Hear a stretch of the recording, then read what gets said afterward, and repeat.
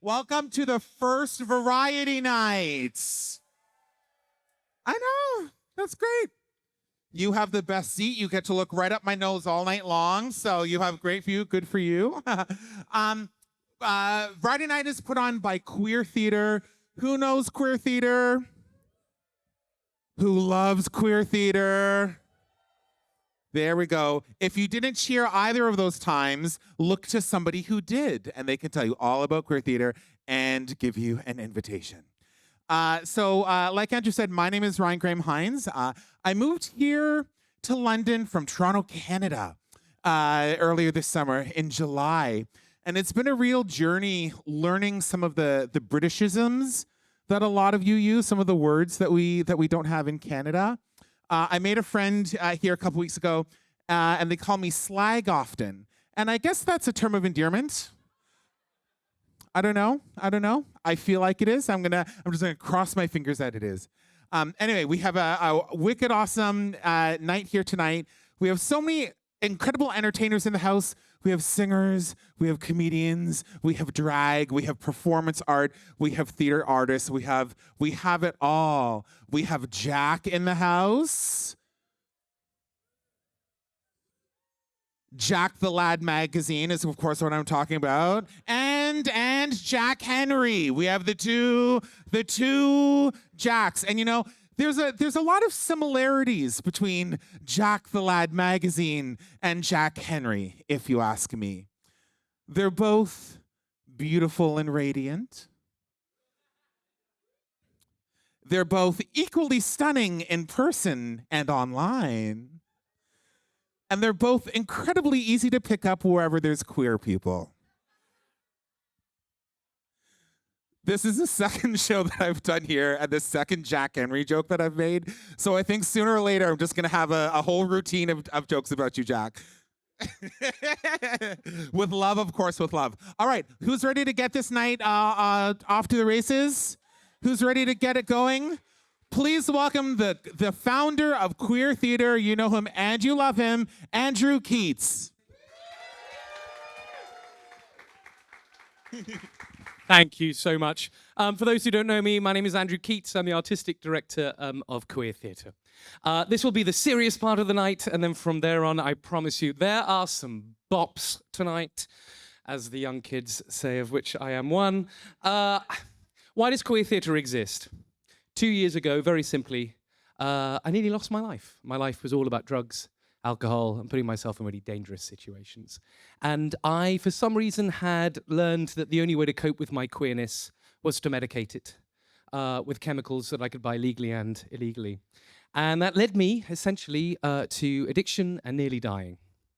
And my nightly cry for most of my life as I grew older in the queer community was, I'm so lonely. And it takes real vulnerability for me to share that with a crowd. But I think during these trying times, we are learning how hard it is to do things alone. And so Queer Theatre was created as a place where LGBTQIA+ people are able to come together once a week and not only feel free, but express themselves. And to build real connections that are not based on followers or likes, but actually, who can I pick up the phone when I've got an idea for a play and I just want to read it in a coffee shop? Or I just want to go and see that new queer film and I don't know who else is going to go there. And what has been amazing, we turned 1 year old on the 12th of September, the same year that I turned 1 year sober. And I have to say, it has become the thing I am the most proudest of. We now have weekly acting classes, which are in this very space every Monday. We have a monthly queer play reading club, bringing extraordinary playwrights, talking to our equally extraordinary emerging playwrights, exploring beautiful subjects, whether that be trans-related issues, whether that be getting older as a queer person. And some of the writing that I have discovered in those rooms, I am certain will be on our national stages at some point. We have 3 showcases we do a year, and we have one coming up at the end of the month, which is the Outcast Showcase, which is a showcase specifically for queer actors and queer writing. We have welcomed Sir Ian McKellen, Sir Stephen Fry. We'll be welcoming Pearl Mackie, and we'll soon be welcoming people such as Hugh Bonneville to the Two Brewers stage to inspire these extraordinary LGBTQIA+ creatives. Now, that was a lot better than getting drunk and high every weekend. And it's funny when you start living that life and you realize that I am allowed to have a full, beautiful life that is loving, kind, honest, and helpful. When you set that tone in our classes, I see that ripple going through our members, and it's a privilege and a joy, and it's the legacy I want to be remembered for. And so tonight is another part of our armory to ensure that there are real places for us to come together, regardless of whatever may be happening outside and around the world. And the Variety Night is specifically for those who might not fit into our traditional acting mold. I just want to point out, by all of you deciding to put your hands in your pocket and finding that damn 15 quid to support us, you haven't just bought a night of entertainment. You're enabling me to do more for people in the queer community and actively change lives. And it's so hard every single day to try and raise that money. But for those of you who are stinking rich, please pay attention to the LGBT QR codes, which are dotted around the space. And if losing 20 quid is nothing to you, 20 quid is a huge amount of money for queer theatre. Please fold your donations and put them in the bucket. And if what I spoke about sounds like something you want to get involved in, come and be a part of the family, because I want this to grow and ensure there's somewhere for us to come in this iconic venue. Anyway, thank you for coming. I love you all. You're going to have a great night. Keep it going for Andrew Keates, everybody. And don't forget to scan that LGBTQR code, lesbian, gay, bisexual, trans, Ryan code. All right, before we start, do you like what I'm wearing? Do you like this little outfit? When I was at home, I looked in the mirror and I thought, God, I look like Liza Minnelli had a garage sale. It's perfect. Ready for the Two Brewers stage. All right, we're ready for our first performer. Please welcome up to the stage, Titiana Marie. I know I may be young, but I've got feelings too. And I need to do what I feel like doing. So let me go and just listen. All you people look at me like I'm a little girl. Well, did you ever think it'd be okay for me to step into this world? Always saying, little girl, don't step into the blood. Well, I'm just trying to find out why, 'cause dancing's what I love, yeah. Get it, get it, get it, get it, get it, get it, get it, get it, get it, I know I may come off quiet, may come off shy, but I feel like talking, feel like dancing when I see this guy. What's practical, what's logical, what the hell, who cares? All I know is I'm so happy when you're dancing there. I'm a slave for you. I cannot hold it, and I cannot control it. I'm a slave for you. I won't deny it, I'm not trying to hide it. Baby, don't you wanna dance up on me to another time and place? Oh baby, don't you wanna dance up on me? Are you ready? Leave it behind my name and age. Let's go. Like that. You like it, huh? Yeah. Now watch me. Get it, get it, get it, get it. Get it, get it, do you like it? Get it, get it, get it. Just feels good. I really wanna dance tonight with you. I really wanna do what you want me to. So cold. I really wanna dance tonight with you. I really wanna do what you want me to. Baby, don't you wanna dance up on me to another time and place? Oh baby, don't you wanna dance up on me. Ready? Leaving behind my name and name. I'm a slave for you. I cannot hold it, and I cannot control you. I'm a slave for you. I won't deny it. I'm not trying to hide it, baby. Get it, get it, get it, get it. What? Get it, get it, get it, get it. What? Get it, get it, get it. Get it, get it, get it, get it. What? Get it, get it, get it, get it. What? Get it, get it, get it. I'm a slave for you. Here we go now. I cannot hold it, and I cannot control you. I'm a slave for you. Here we go. I won't deny it. I'm not trying to hide it. Like that.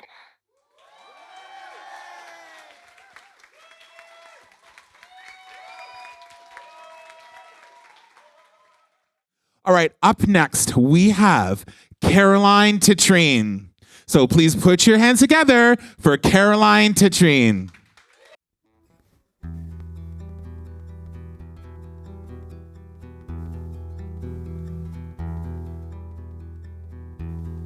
In your arms, I'm innocent, safe from harm. In your arms, I'm your child, you're my home. In your arms I lay, and I'll stay. All is calm, the world falls away. When I'm in your arms, in your arms.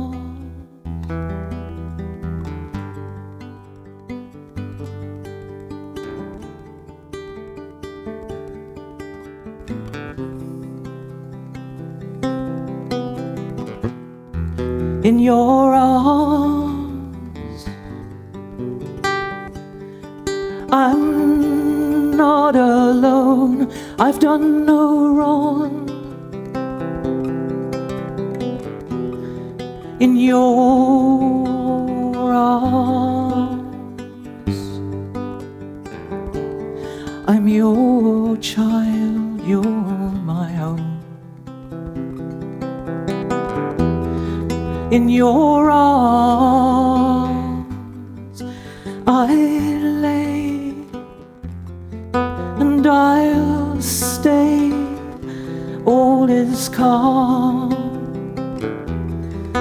the world falls away.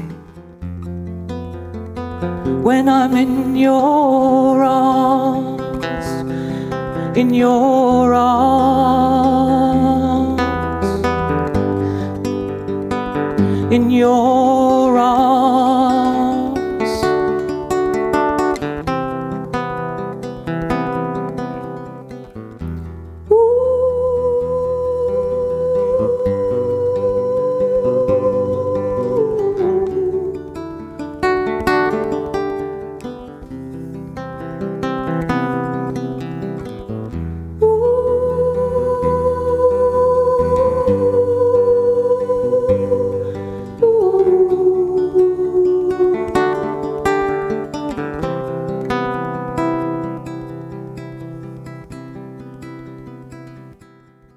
In your arms.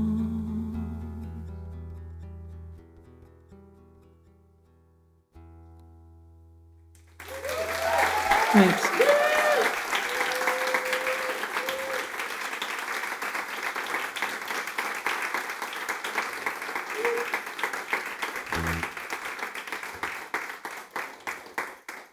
This one's called, this was actually my attempt to be Madonna when I was 26. And I thought, right, this is going to make me $1 billion. And perhaps it didn't. I thought, well, if the Rolling Stones can say, let's spend the night together, I can say, sleep with me.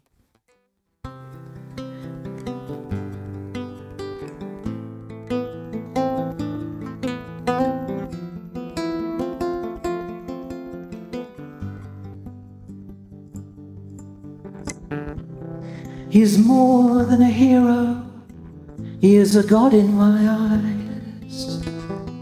The man who is allowed to sit beside you. Sleep with me, put love to bed, set my heart at rest, and let my lips be kissed. Sleep with me, my heart's awake. Let our hands entwine. Put your mouth to mine and let's dream.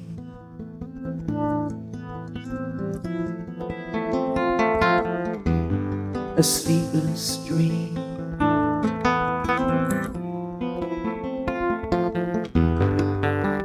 Sleep with me before it's all too much and my heart bursts. Let our lips touch. Sleep with me. Let torment sleep and let us kiss sweet kisses deep and let's dream.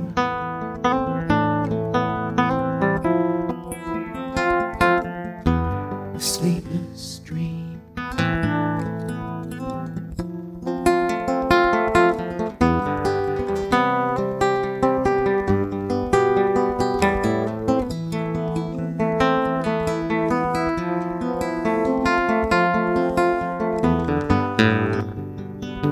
My tongue is broken, a thin flame runs under my skin.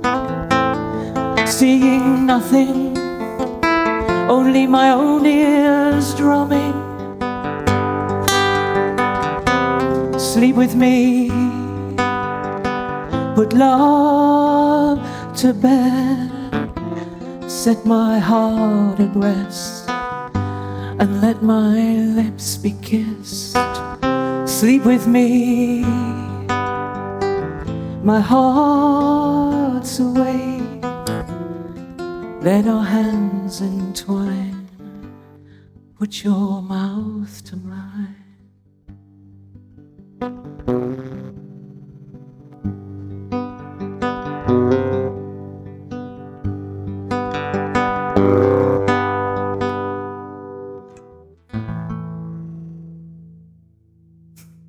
Thank you.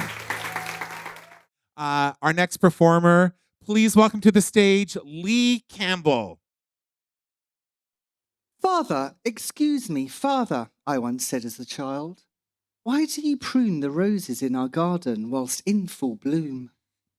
How can you cut life short of something that looks and smells so lovely? Mother will be heartbroken.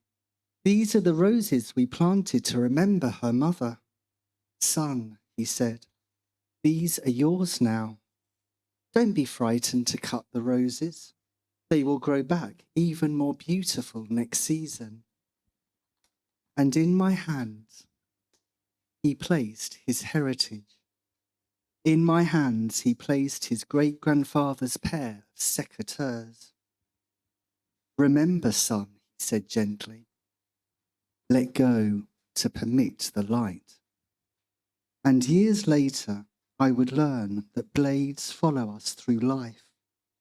In gardens, in hands, in intimacy, because to prune is to trust that beauty returns. They say the person you trust most with your life is your barber. Question, where do you think the term cutthroat comes from? Answer, The barber holds a knife to a man's throat every day. When I was of shaving age, I used to go to Mr. Lau's off Gerrard Street in Chinatown. Mr. Lau sat in the back room smoking opium as his sons tended to hair in the hush out front. My barber was his son, Ming Hao, in Chinese meaning bright and immense. Black gown over me, my head peering out the top like I was buried up to me neck in sand. He cut my whiskers and then every now and then cut me. I am sure no accident. Nick me chin, nearly me throat. He knew what was going on under my gown. I enjoyed it as much as he did. We both knew exactly what he meant when he asked, "Your usual, Mr. Lee?" And sometimes, "How about your usual, sir?" Getting closer with every cut. Pain of razor blade on back of neck. Made better with gentle application of talc and tissue, and every so often when no one else around in Mr. Lau's, Ming's kisses on my wounds. My nickname for Ming, Nick. My wounder and healer, and later lover and dealer. Mr. Lau found out and banned me from his barber shop. Bright and immense ended in exile. Question: what's worse than a cut throat? Answer: a clean break. Yet cutting and healing are often the same hand, and now your steady hand keeps the blade but spares the wound. Because a wound is just a doorway, and every cut asks something to grow back stronger. If you plant a seed, you might not get to see it grow, but plant it anyway. Tuck it into the soil like a secret, a soft act of rebellion against the noise, the rush, the end. Cultivate the garden, even if it's only a patch of dust beside a crumbling wall or a strip of cracked turf near something monstrous, like the faint hum of a nuclear power station. Carve out this space of peace with weathered hands and patient silence. Let driftwood be sculpture. Let shadows be welcome. Let wild things arrive uninvited and stay. Michel Foucault calls the garden a heterotopia. He describes the garden as the smallest parcel of the world. Derek Jarman's garden at Prospect Cottage, a heterotopia sprung from shingle, where sea kale, rose and chamomile thrive in the face of wind and grit. Plant the seed, even if you won't see it bloom. Carve the space, even if others fill it later. Create peace, even in the unlikeliest soil. Derek Jarman tended his garden as if the world depended on it, and maybe it did, because there amongst the salt and stones, something bloomed that still holds. His garden is still being tended to by strangers who understand that love doesn't end with absence, and peace, once planted, can take root in anyone. So, plant the seed, even if you won't see the flower, even if someone else must water it, even if the one you love can't speak your name, plant it anyway. Gardens exist in books and in shingle, but also in back gardens. Let me show you mine. It's early summer. Father is out the back again, gardening in between cricket from the ashes. If it's not the football, it's the cricket, Mother complains. He's digging a hole to plant a bush, not digging where squirrels stash their winter food. It's now midwinter. I am visiting father. He is out the back again. Squirrels feast on scraps, on nuts and berries. He's digging a hole to bury ashes. They say we are created from nothing, dust to dust. Ashes are not nothing. Dead things in this living world are never really dead. Ashes grow inside those the deceased leave behind. Mother planted her ashes inside me, seeds that grow until they become tree, trunk in my belly, roots in my legs. It's late spring. Father is out the back again. Tiny branches with leaves poke out through my ears, branch out my mouth. A small bird has made its nest. Its unborn chicks are ready to hatch. Father would plant me in the garden if I didn't look so peculiar. Not all gardens have soil. Some bloom in rooms where the light once refused to enter. Slavoj Žižek once described the apartment as one of those hellish places which abound in David Lynch's films. I wave goodbye to father. He looks sad as he waves back at me alone from his living room window. As I'm walking towards the station, I recall staring into the wishing well at the bottom of father's garden, and for a little moment I am suspended between seed and bloom, in a friendship that makes the once haunted apartment of my past habitable again. Inside me, borders collapse, roots unfurl, light floods the balcony, ricocheting green into every room. Hush, my friend. Take my heirloom secateurs, make secret cuttings of all your favourite herbs and plants, tuck them into the lining of your ribs, and I will do the same. We will need these one day. Our cuttings will make us feel bigger than the night sky, and quietly grateful to be alive. For even we draped in our scarves made of words, and filtered in our poetry of green, for even the humblest we can sometimes face life as a beautifully quiet horror.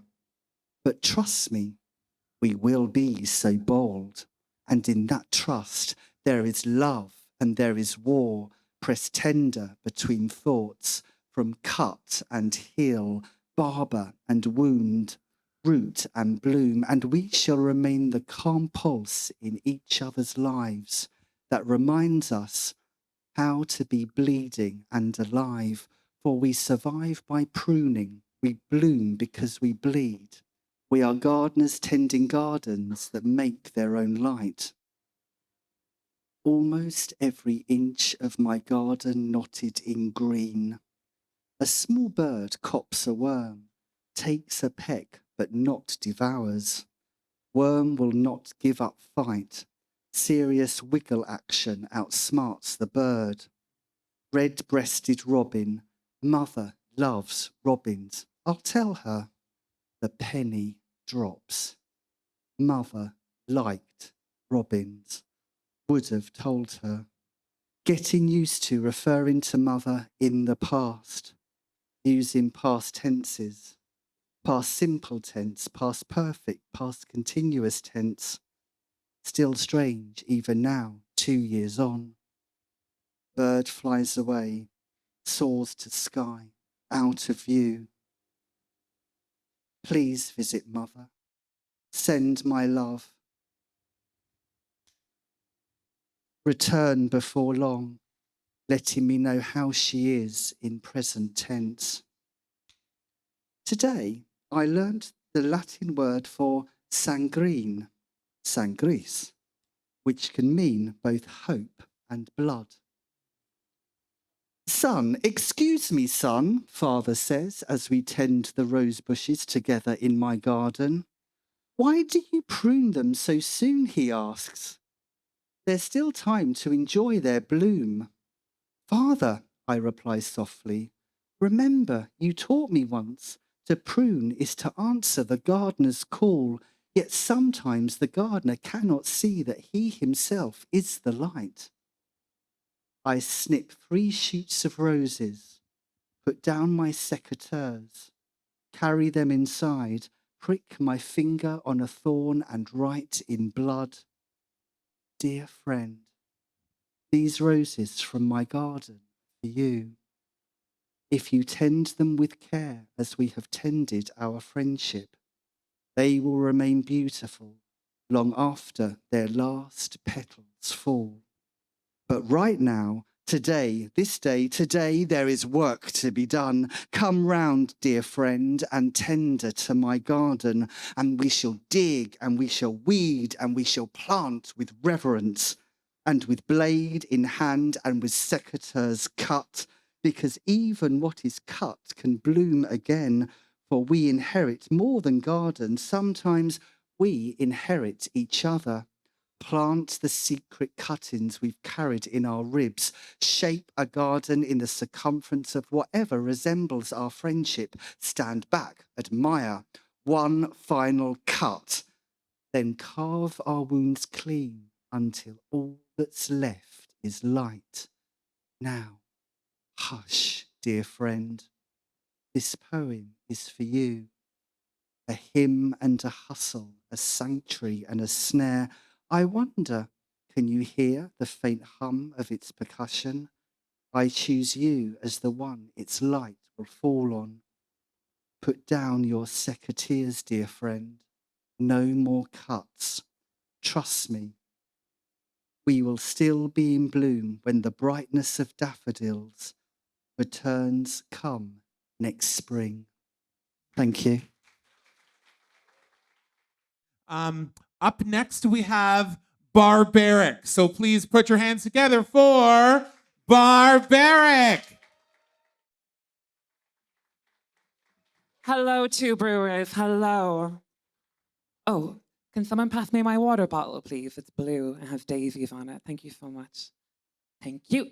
Hello. So my name is Barrick, and my philosophy is what's good for the whole is good for the soul. I like my men the way I like my sun cream, all over my body, and 50 plus.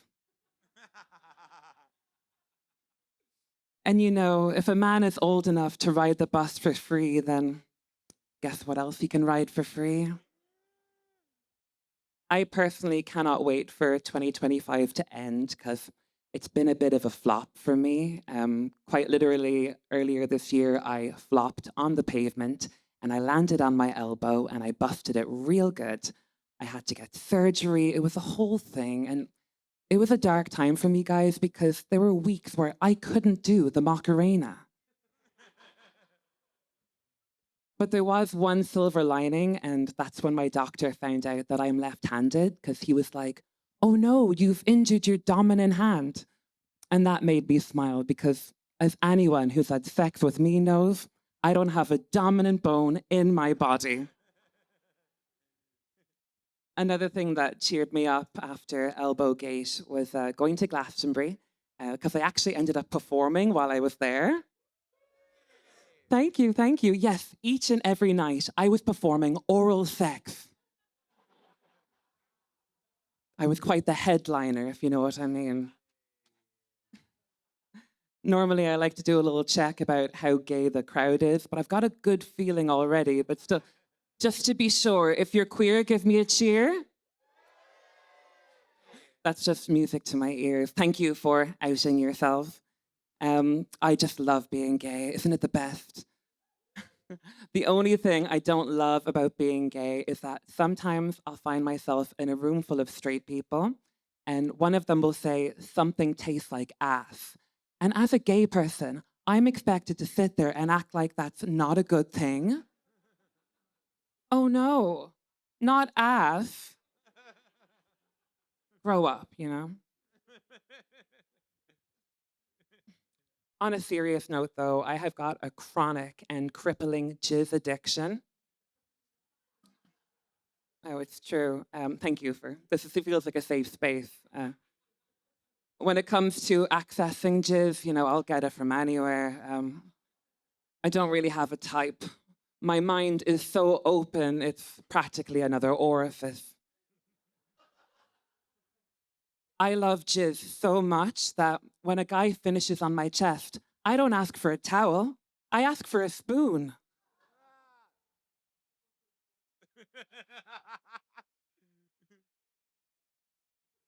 Guess what my favorite news channel is? Al Jazeera. I feel I can tell you guys anything, I've got a bad reputation in general, but especially when it comes to keeping pets alive. The last 5 cats I've adopted have all died. Thank you. What makes it even sadder is that each of those cats was named after a different Spice Girl. Ginger was the first to go, obviously. No, between you and me, I've never owned a cat in my life, but it's really important that certain people out there think I have and think that I can't be trusted with living things, because at one point or another, those people thought I was responsible enough to babysit their children. No, I had to nip that in the bud real quick. Yeah, a lot of my friends are in the married with kids phase of their lives, and I'm really happy for them that they're choosing to ruin their lives like that, but I just don't think I should have to sacrifice my precious time to be their babysitter, I've got this recurring nightmare that someday, instead of prowling the streets for jizz like I should be doing, I'll have to stay in on a Saturday night and babysit so a couple of straight friends can go to an Ed Sheeran concert or something. Luckily, I've discovered that decent parents are less likely to ask you to babysit if they think you can't keep a cat alive for over a month. So as soon as someone tells me they're pregnant or even just missed their period, I start talking about my cats. This applies to my own sister, Erin, but I've always called her Erind because talking to her is such a chore. I'm trying to find the words to describe this girl without being disrespectful. She's just a bit dull, I don't think she's left a strong impression on anyone, ever. Every night, even her memory foam pillow is like, sorry, who's this? Erin's pregnant, woo. Yeah, it's great. She looks amazing, She's definitely wearing the baby and not letting the baby wear her, which is important. And truly, I'm excited to meet my little niece or nephew or whatever they're assigned at birth.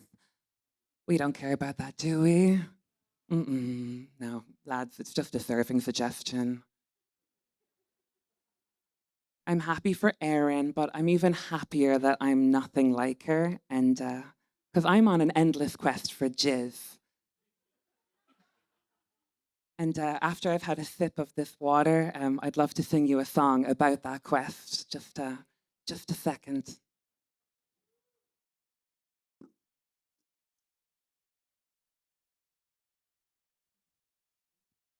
Tastes like ass. Hit it, DJ. When I was much younger, I lost my virginity to a farmer. You should have seen the look on my face as he led me into the barn and told me how romantic it would be for the cattle to watch us make love.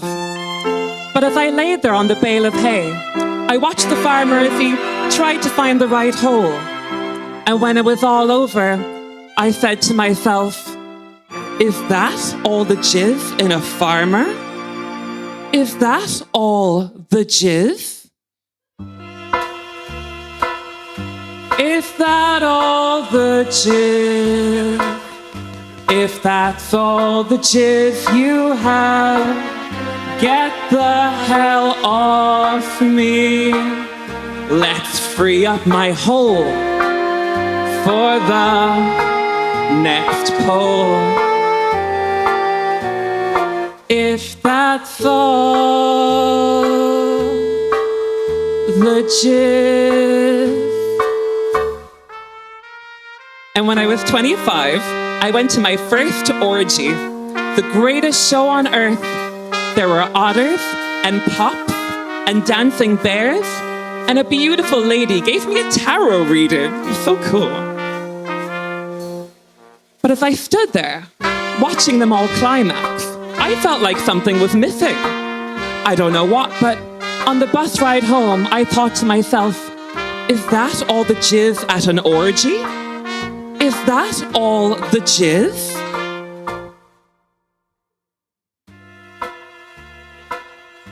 Is that all the jizz? If that's all the jizz you have, get the hell. I know what you must be saying to yourselves. If she's such a cum slut, why doesn't she just burgle a sperm bank? Oh no, not me. I tried it before and now I'm on some kind of watch list.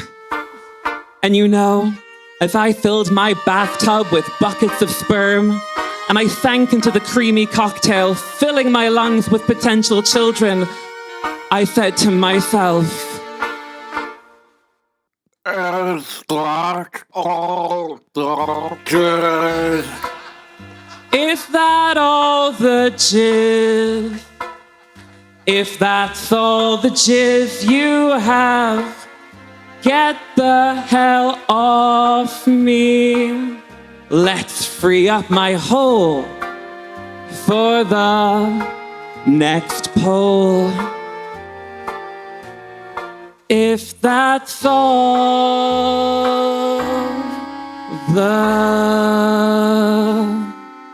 jizz.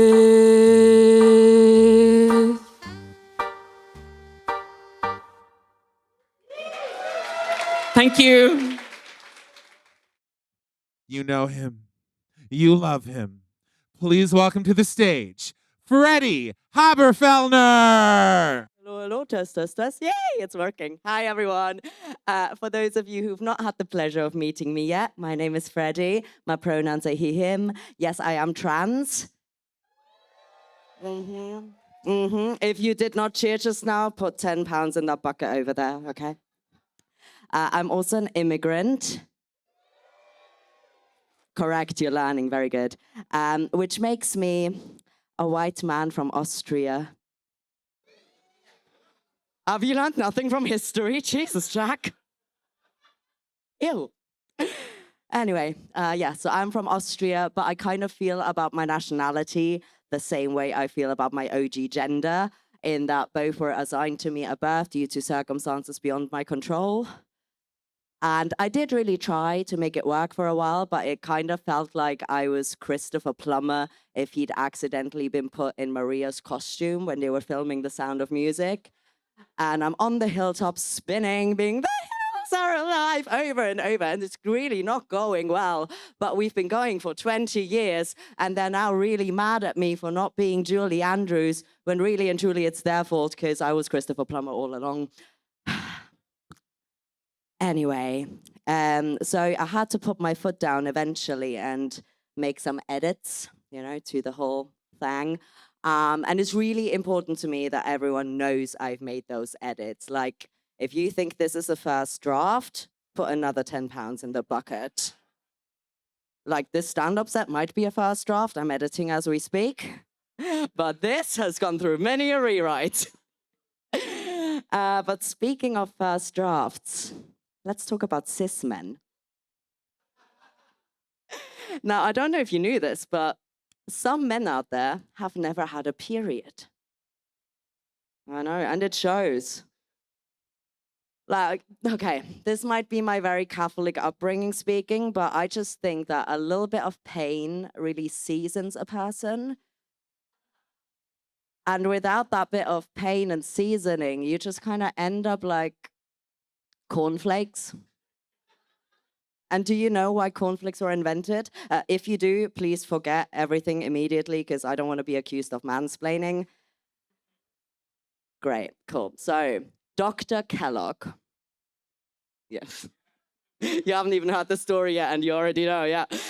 Dr. Kellogg believed that every time a man ejaculates, he loses a little bit of his strength, his manpower. And that's a bad thing, because men have to be strong.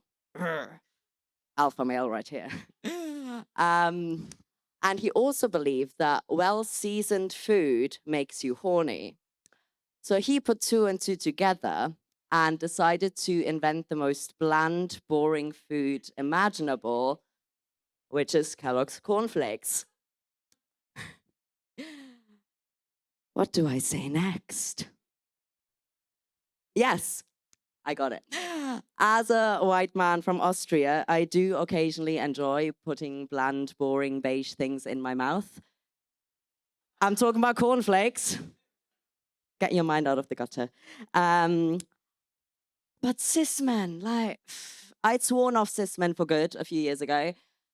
However, and I had a kind of approach of whatever is in your pants is great, but if there's balls involved, I'll respectfully pretend I didn't see them. But then testosterone happened. I'm almost 10 months on T.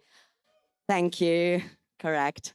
And one of the side effects of testosterone is that it can make you be attracted to dick. And what's worse, it can make you be attracted to balls, as if being trans isn't hard enough already. I was walking down the street like 5 months on T, minding my own business, and it suddenly hit me. Balls. Not literally, but at that point I wouldn't have minded. I just felt that sudden urge to fondle some balls. And there's nothing wrong with that, except most of the time they come attached to a cis man. And cis men are a bigger mood killer than Kellogg's cornflakes. Like, some of y'all open your mouths and my dick goes, "Burp," even though it's made of silicone. So I know I said I was doing stand-up, but really and truly, this is just a personal plea to the cis men. Please do some rewrites, add some seasoning, stop being cornflakes. Thank you. But until that time, please welcome to the stage, Horologica.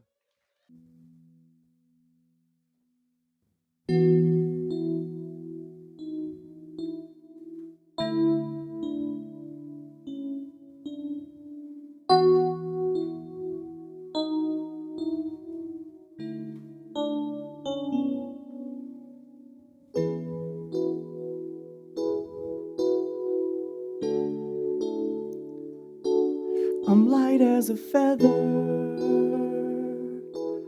I float on the breeze, in love with the city, I'm a parakeet. Let's head to the ocean, take a dip in the sea, bask in the sunlight so peacefully, and I keep on flying higher, higher. When you're around, temperature like fire, fire, no coming down. I'm beholden to emotion. Oh, when we get together, everything feels better, better. I'm light as a feather, I'm light as a feather.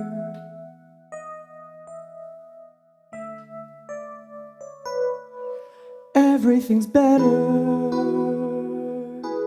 now you're here with me. A moment I'll treasure,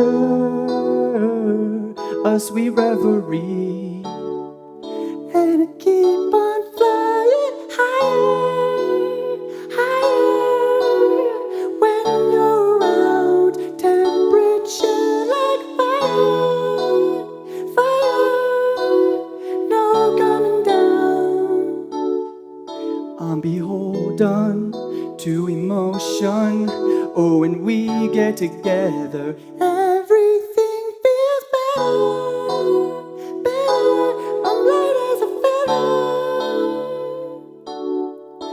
and I'm beautiful as I spread my wings. And I'm powerful like a bird set free. There's no chains on me. I'm a bird set free.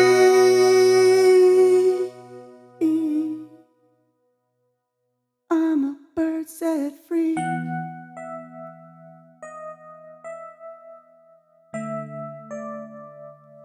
I'm a bird set free.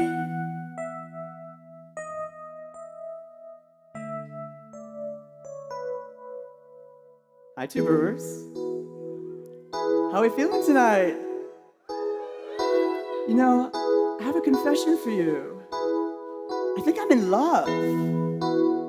Everybody say love. Ooh. But you know what's better than being in love with someone else? Is loving yourself. Because if you can't love yourself, how the hell are you gonna love somebody else? Wait, did I just reference RuPaul twice in 30 seconds? I'm so gay. But you know what? That's a good transition to my next song. So DJ, please cue the track.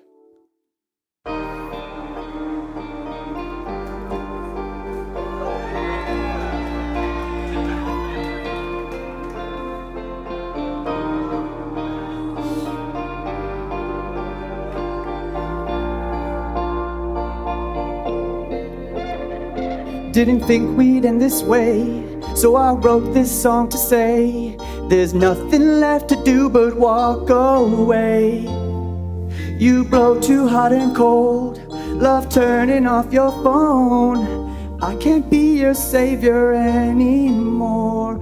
Oh, oh, oh, but don't know how to help you if you won't help yourself. Why won't you help yourself? I want it more than anyone else. You know that I can't love you if you can't love yourself. Why can't you love yourself? I want it more than anyone else. Ooh, love yourself. I want you more than anyone else. Ooh, love yourself. So I wish you well. Ooh, go and love yourself.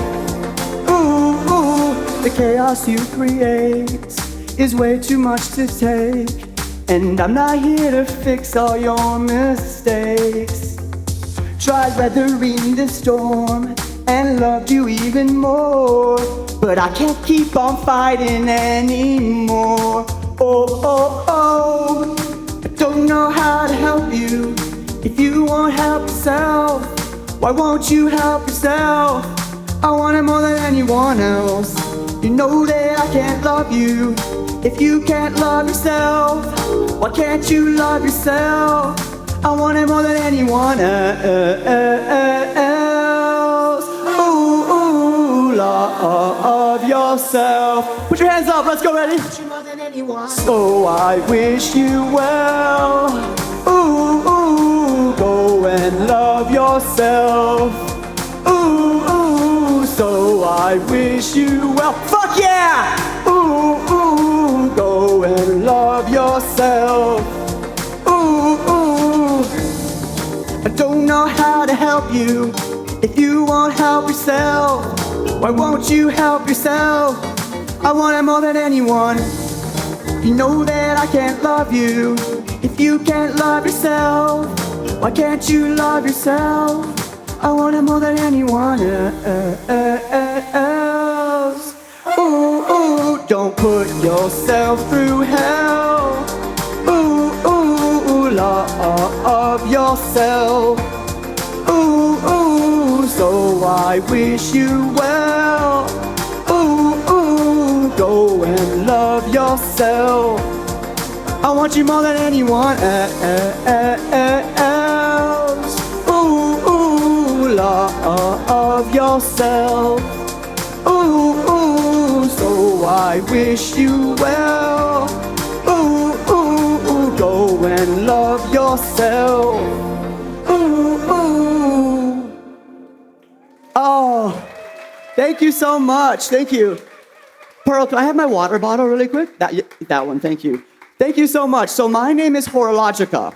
Now, it's not because I'm a whore. Well, maybe if you ask nicely. It's actually because I'm a horologist. Does anyone here know what a horologist is? Okay. A horologist is somebody who repairs mechanical clocks and watches. So like a wristwatch, like my Rolex, or like Big Ben. Now, I don't work on Big Ben, but I do know some Big Bens. Are there any Big Bens in the audience tonight? No? Okay. So I think I have time for one more song. I'm gonna do a cover now. This is a song you might know, and if you do know the words, please do sing along. This is called Diet Pepsi.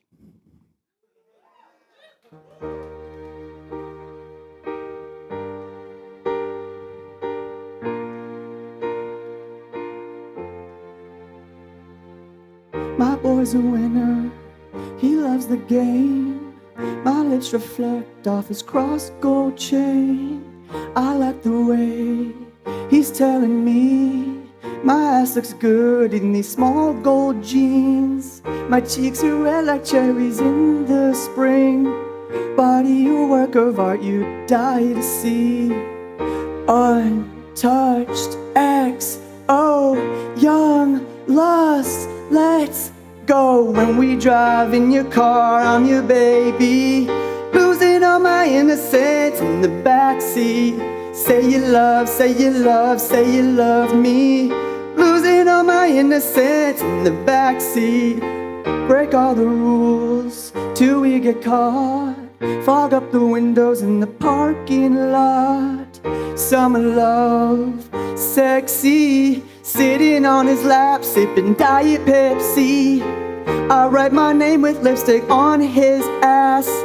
I leave a mark so he knows I'm the best. Top, untouched, XO, young lust, let's go. When we drive in your car, I'm your baby, losing all my innocence in the backseat.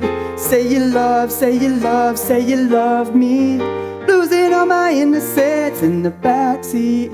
When we drive in your car, I'm your baby, losing all my innocence in the backseat. Say you love, say you love, say you love me, losing all my innocence in the backseat.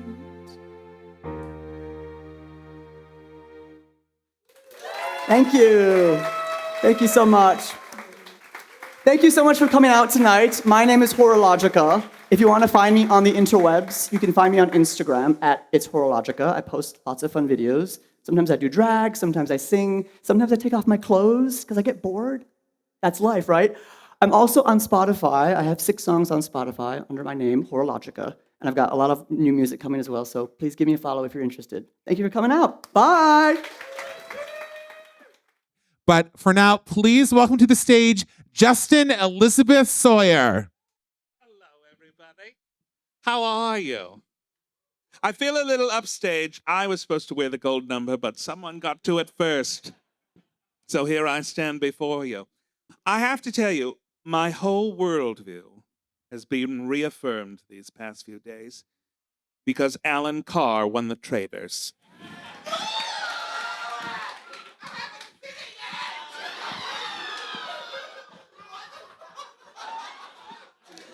My darling, the world has moved on. I'm sorry for you. I'm sorry for you. Oh, I'm sorry. Enjoy the ride. You just know how it ends. Like a good biography. But no, Alan proved. You might want to leave the room. I have a whole 10 minutes on this.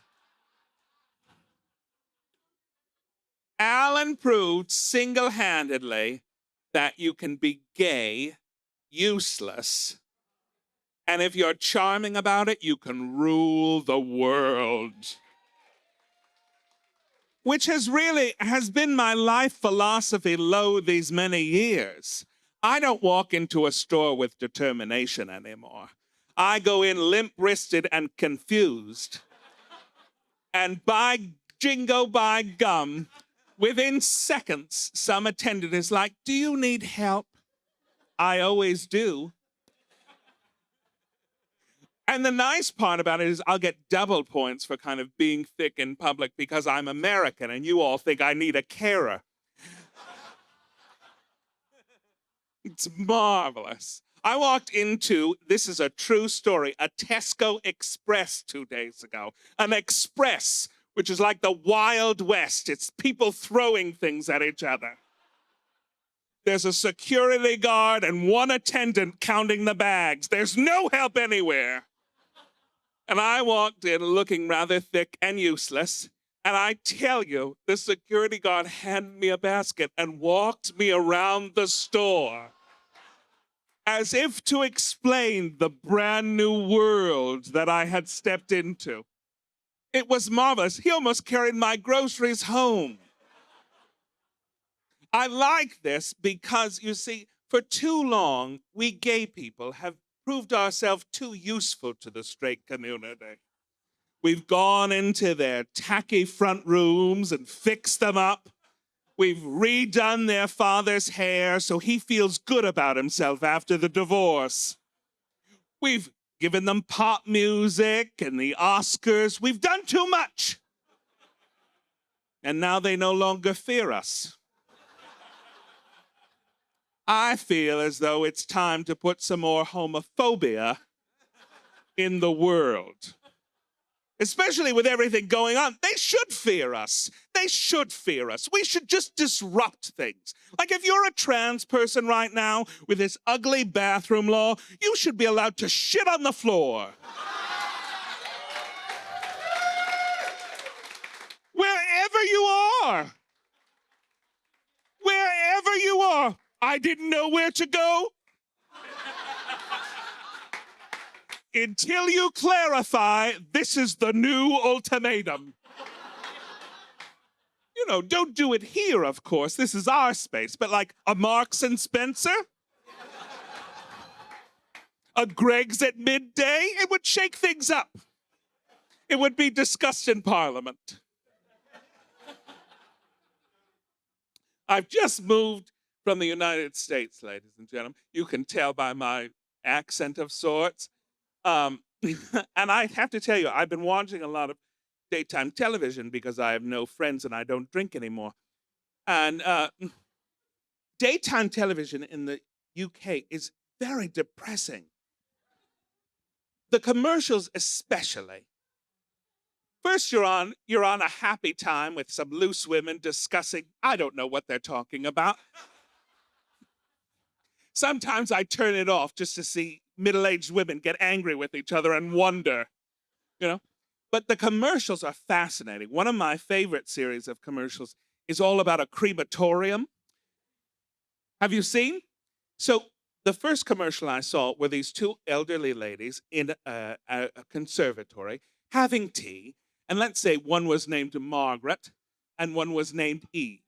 And Margaret turns to Eve and says, have you ever thought about cremation?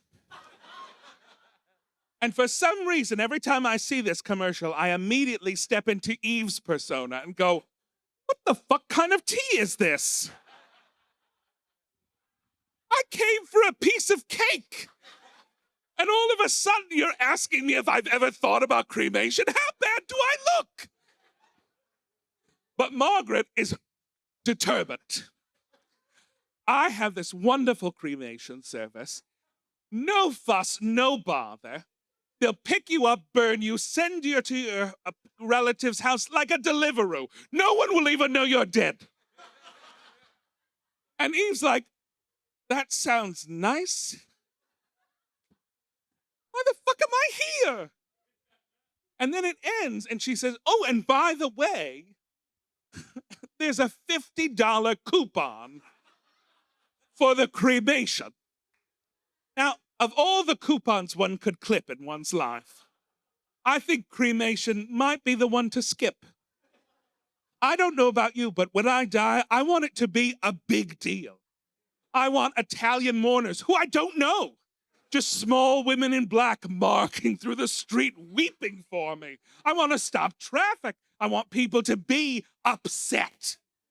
I don't want to show up on my niece's doorstep and be like, oh, I thought we had Amazon, but no. My favorite commercial, and I will leave you with this, is a wonderful commercial that I feel like unites us all. I'll give you the scene. A young woman is sitting on the bus. She begins to stand, and a look of panic overwhelms her face. Voiceover. Did you feel the gush? Now, I was watching this at home, and I did not know what the gush is. I thought this poor woman has been disemboweled on the train. What's happened to her? And then it is explained to me that the gush is sometimes if you are in possession of a vagina, and that vagina is currently or surprisingly in a state of duress, that you will stand up, unbeknownst to you, and all your insides will fall out. Just everything. And that will be very embarrassing for you, as one imagines. I was watching this commercial and I thought to myself immediately, I do not have the planning skills to ever have a vagina. I barely remember my keys upon leaving the house. Were I to suffer the gush, what would happen? But the marvelous thing about it that I really loved is, unlike in the States where we have these maxi pad commercials, I don't know if you call them maxi pads. You can call them Mary Poppins Stoppins for all I know.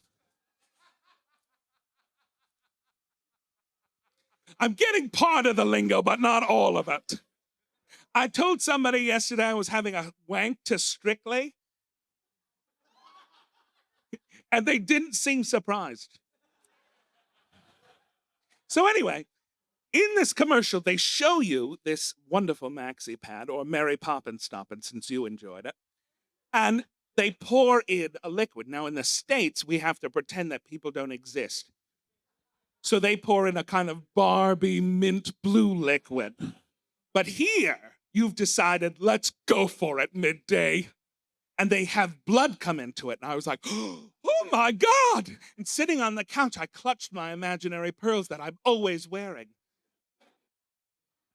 And I said to myself, I'm quite taken aback by this. I haven't seen this. And yet here with all these women kind of, ooh, I felt the gush, whoop, I felt the gush, whoop, I felt the gush. And I knew what the gush was now in rather gory detail for 11:30. But I thought, this is kind of the marvelous thing about something like that, where in my country, we're so embarrassed of each other's bodies. We're so shocked to touch each other. We can't really deal with each other. And we certainly can't have a sense of humor about it. We can't look at each other in the eye and say, I understand the failings of your humanity. We can't do that. Here, in the smallest way, you're allowing me to kind of connect with these women and understand their own embarrassment through mine. And wanting more than anything to feel the gush in my own way. Thank you so much. All right, we're up to our last act for, I feel like I should say, spoilers might happen tonight. Maybe I should have said that 10 minutes ago. We're heading into our last act for this half of the show. Then it's intermission. Please come on back after. But to see us out, please welcome to the stage, Fempath. Hello. This song is about, I just got to, my wife was just talking right before this, but we moved here a month ago, and this song, nice, is about why I left the U.S. Also, I will flash the first 2 rows, so you're welcome. Okay. Ooh, thank you.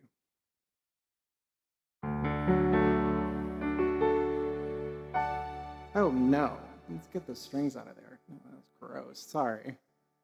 One more time. Nice. What good is sitting alone in your room, scrolling through doom. I'm empathetic for people who are not sure what all of this means for them.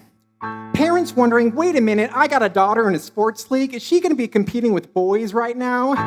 I think most reasonable people would recognize that there are serious fairness issues. That was trans ally and still a faggot Pete Buttigieg. What good is sitting alone in your... The evil perpetrated on young people by the trans medical industry is something future generations will look upon with horror. Trans is a mental delusion. Trans is an abomination. Trannies are a throbbing middle finger to God. St. Charlie Kirk. What good is sitting alone in? Transgenders kill your children. That is the lesson from today's shooting. The only conversation we should be having is banning transgenders from public life. Politico, Joey Monorino. And then... breaking news, FBI to categorize trans people as nihilistic, violent extremist terrorists. What good is sitting alone? This one's from my brother. Hey Mari, just wanted to let you know that I've been thinking of you and sending lots of love your way since the election day. I'm so sorry our country let you down in such an unforgivable way. And I can only pray that the decency and goodwill that unites us triumphs over hatred and vitriol that has become too widespread. That being said, I can imagine the fear and anger and disgust you must be feeling right now. I understand your decision to leave the country. I hope there will be a time soon where you and Justin feel comfortable coming home again.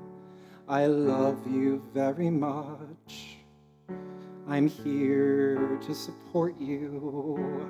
Heart emoji. And I said, I'm leaving the country because of anti-trans propaganda, and you continue to work for a company that spreads it. Your actions speak louder than your empty words. What good is sitting alone in? So I was told that that last verse made me seem like a see you next Tuesday. That means cunt. So here are the headlines from my brother's not-so-free press.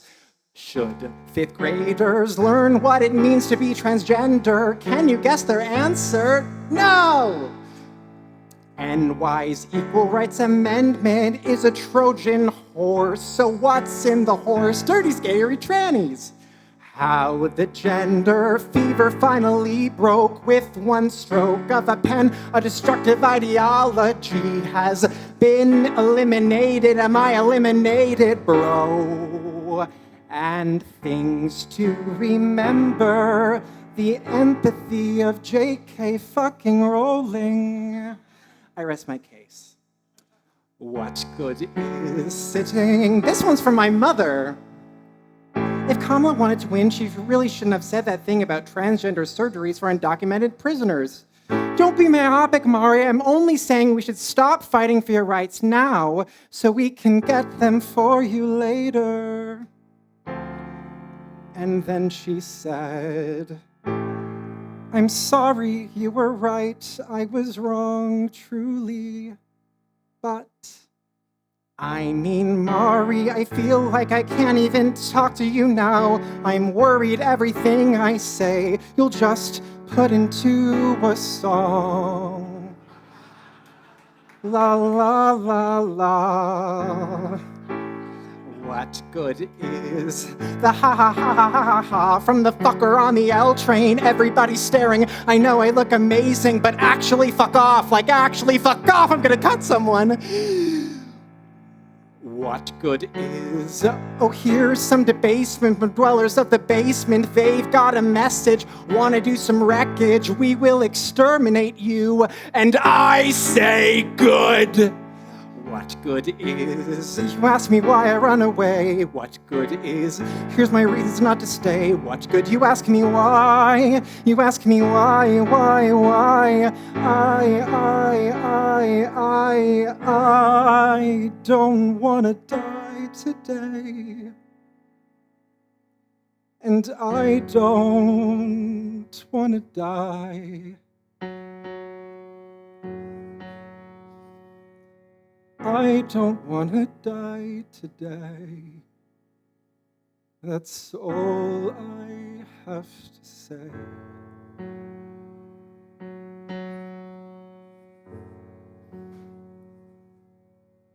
Life is a cabaret, old chum. Only a cabaret.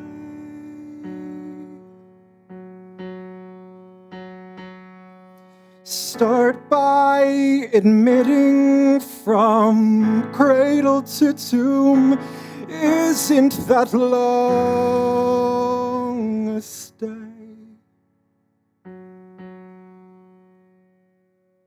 But life is a cabaret, old chum.